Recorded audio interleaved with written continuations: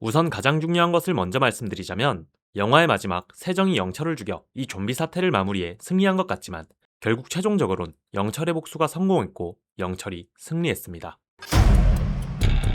반갑습니다. 전 이 사태를 막을 수 있는 유일한 백신입니다. 사건의 시작은 생물학자인 영철이 개인적인 복수심을 품고 서울 한복판 동우리 빌딩에 정체불명의 바이러스를 퍼뜨리며 생화학 테러가 시작됩니다. 평화로운 일상 속 갑자기 시작된 좀비 사태에 다양한 인물들이 한자리에 모이게 되는데요. 그런데 이 인물들의 조합과 행동이 영화의 참신한 설정을 칭찬하기 무색하게 너무나도 과하고 자기적이라 영화의 극초반부엔 보는 내내 답답함과 의문만을 남기게 됩니다. 사랑하는 아내와 딸이 있지만 생판 처음 보는 답답한 여학생을 구하겠다며 영화 시작 10분 만에 죽어버리는 규성, 그리고 정작 그렇게 구한 여학생은 학교폭력 가해자로서 살아나자마자 함께 있던 여학생을 괴롭히고 있는 모습과 이 뒤로도 몰빵된 빌런 짓들로 관객들의 분노를 유발합니다. 왜 저딴 캐릭터 따위에 고수를 희생시켰는지 모르겠으나 가해자의 인권도 중요하고 챙겨줘야 한다는 사람들에게 건네는 무언의 메시지일까? 라고 생각하기로 하고 넘어가기로 했습니다. 하지만 여기서 끝이 아닌데요. 그런 일진을 몇 번이나 목숨을 걸고 굳이 지켜내는 학폭 피해자, 아무것도 하지 않고 내빼기만 하면서 불평만 늘어놓는 아저씨, 어째서인지 정의감이 과하게 넘치는 생명공학과 교수 세정과 육상 전 메달리스트 아저씨, 다리를 움직일 수 없어 전동 휠체어에 의존해야 하지만 생판 처음 보는 남들을 위해 자신의 유일한 기동력인 전동 휠체어를 포기해 좀비를 유인하게 한 현이, 그리고 그런 성인 여성인 현이를 짐짝처럼 업어들고 좀비들과 싸우며 항상 최전선에서 싸우는 탄집 현석, 마지막으로 영철의 테러 신고를 받고 현장에 찾아온 경찰이 생존자 멤버의 주된 인물들이었습니다. 나열만 해봐도 어질어질해지는 멤버지만 설상가상으로 정부는 바이러스의 확산을 막겠다며 빌딩 전체를 통째로 봉쇄해버리는데요. 탈출 방법은 단 하나, 자신이 백신을 주사해 유일한 백신이라 자수한 영철을 확보해 구조대가 찾아올 옥상으로 탈출하는 것이죠. 하지만 이 일은 여느 좀비 사태보다도 쉬운 일이 아니었습니다. 이 영화에서 가장 참신하고도 재밌었던 설정, 저놈들 처음엔 네 발로 걷고 그러다 두 발로 걷고 뭐야? 선생님들 지금 우리 따라보는 거야? 진화하고 있는 것 같아요. 개미들처럼 페로몬으로 서로 정보를 교류해 데이터를 학습, 집단지성을 이용해 진화하는 좀비가 이 세계관의 좀비였기 때문입니다. 이로 인해 처음엔 사람이 그려진 팜플렛, 마네킹만 봐도 달려들던 좀비들이 물체와 사람을 구분하고 처음엔 네 발로 걷다 두 발로 걷는 둥 시간이 지체될수록 탈출의 난이도가 기하급수적으로 올라갔기 때문이죠. 그렇다면 애초에 모두 쏴 죽이면 될 것이 아니냐? 불가능합니다. 앞서 말했듯 이 바이러스엔 백신이 있습니다. 즉 좀비들은 감염자이자 환자이고 백신만 찾아낸다면 치료할 수 있는 사람이라고 사람들이 인식해버렸기 때문이죠. 그렇게 세정무리는 영철이 있을 거라 추정되는 3층으로 짧은 사투 끝에 겨우겨우 도착합니다.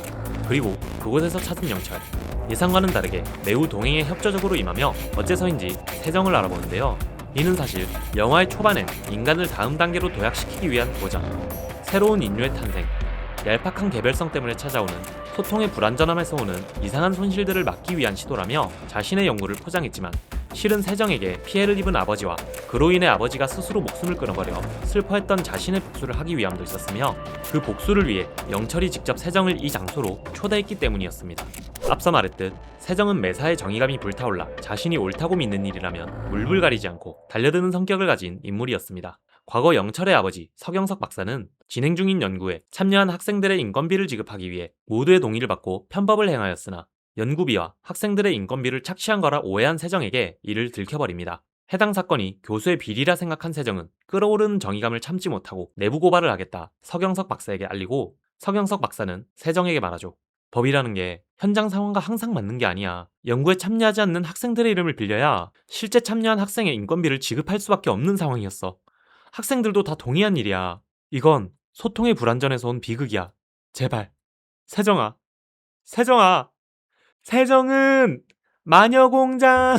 그리고 그 통화를 끝으로 4주 후 스스로 목숨을 끊어버렸고 해당 통화 또한 영철이 들어버렸던 게 이 모든 사건의 계기가 됐던 겁니다.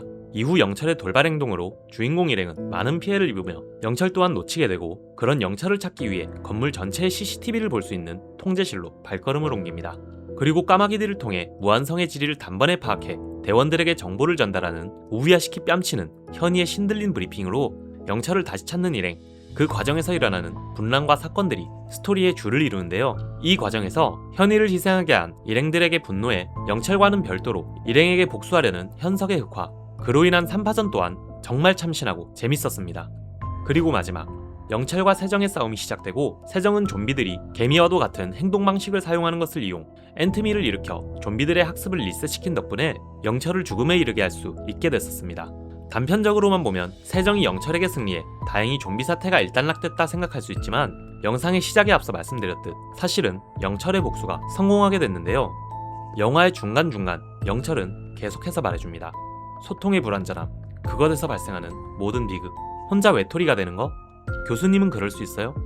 견딜 수 있으니까 그런 거 아니야. 그럼 교수님도 외톨이가 돼보세요.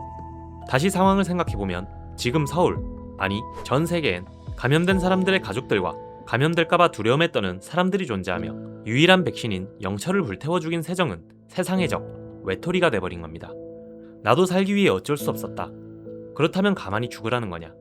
나라서 이 정도로 끝난 거다. 따위의 말은 가족을 잃은 사람들과 앞으로의 미래가 두려운 사람들의 분노에 파묻혀 그들의 마음에 와닿지 않을 것입니다. 말 그대로 얄팍한 개별성 때문에 찾아오는 소통의 불완전함에서 오는 비극이 앞으로 세정을 덮치는 것이죠. 하지만 원숭이 좀비처럼 리더를 죽였고 좀비들이 멈추고 끝이 났는데 상관없는 것 아니냐라고 생각하실 수 있습니다. 하지만 연상호 감독님은 영화 군체 이후의 이야기를 영화가 아닌 게임 형식으로 제작을 구상 중이라 밝히신 바 있고, 실제 여왕개미가 죽은 개미 군체는 종류에 따라 서서히 멸망하는 경우와 새로운 리더를 세워 생존하는 두 가지 운명을 맞이합니다. 영화의 마지막 1초, 좀비의 움직임을 보여줬듯이요. 영상을 시청해주신 여러분 모두 감사합니다. 지금까지 봐주셨다면 영상을 흥미롭게 시청해주셨다는 걸 텐데요. 하지만 좋아요와 댓글의 수가 적다면 이 영상은 유튜브의 알고리즘에 파묻혀 빛을 발하지 못하고 묻히게 될 것입니다. 알고리즘의 불완전함, 그것에서 발생하는 비극을 여러분의 좋아요와 댓글로 막아주시길 부탁드리며, 그렇게 해주신다면 저와 엔시네마 군체에는 정말 큰 힘이 될 것 같습니다. 감사합니다. 리뷰 영상을 만들려고 영화를 2번, 3번씩이나 봐.